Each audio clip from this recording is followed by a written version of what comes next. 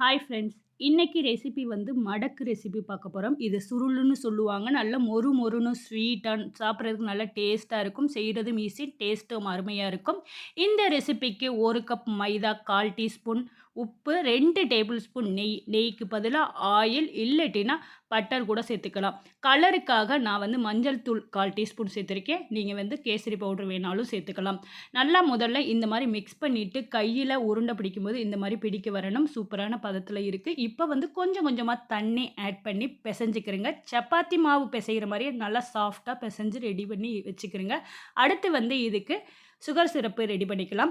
1 cup மாவுக்கு 1 cup white sugar சேர்த்து, 1/2 cup தண்ணி சேர்த்து, ஒரு 5 நிமிஷம் கொதிச்சதுக்கப்புறம் பிசுபிசுன்னு ஆனதுக்கப்புறம் ஸ்டவ்வ ஆஃப் பண்ணிருங்க. வாசனைக்கு ஏலக்காய் பவுடர் ஆட் பண்ணிக்கிறங்க. அடுத்து மாவு நல்லா ஊறிடுச்சு. ஊறுன மாவுலேருந்து நல்லா பெசஞ்சு குடுத்துட்டு உருண்டை பிடித்துக்கிறங்க. சப்பாத்தி கட்டை வச்சு தேய்க்கும்போது கொஞ்சம் கொஞ்சமா மாவு ஆட் பண்ணிட்டு தேய்ங்க. அப்பதான் ஒட்டாம வரும். நல்லா லேசா தேய்ச்சிருங்க. அப்பதான் மொறுமொறுப்பா இருக்கும் இந்த ரெசிபி.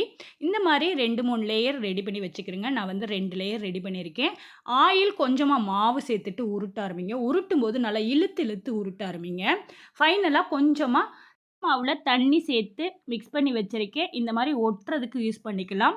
அடுத்து நல்லா உருட்டுனதுக்கப்புறம் கத்தி வச்சு கட் பண்ணிக்கிறங்க. நான் குட்டி குட்டியா செய்றதுனால 2 லேயர் சேர்த்து பண்ணியிருக்கேன். நீங்க நெறைய வேணும்னா, நல்லா பெருசா வேணும்னா நெறைய லேயர் போட்டுட்டு செஞ்சுக்கலாம்.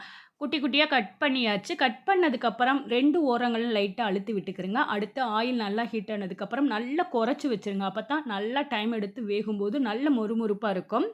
நல்லா வெந்ததுக்கப்புறம் கலர் சேஞ்ச் ஆயி, அந்த ஆயில் சலசலப்பு குறைஞ்சதுக்கப்புறம் எடுத்துக்கிறங்க. எடுத்துட்டு அந்த சூட்டோடையே ரெடி பண்ணி வச்சிருக்க சுகர் சிரப்பில சேர்த்து மிக்ஸ் பண்ணிக்கிறங்க. ரொம்ப நேரம் ஊறக்கூடாது. 2 நிமிஷம் மிக்ஸ் பண்ணவும் எடுத்துக்கலாம்.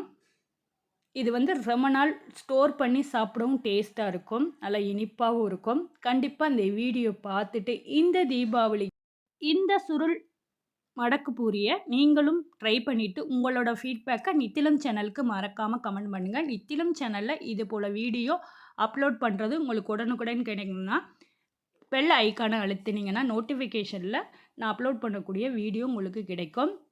இந்த வீடியோ பிடிச்சிருந்தா மறக்காம லைக் குடுங்க. தேங்க் யூ ஃபார் வாட்சிங்.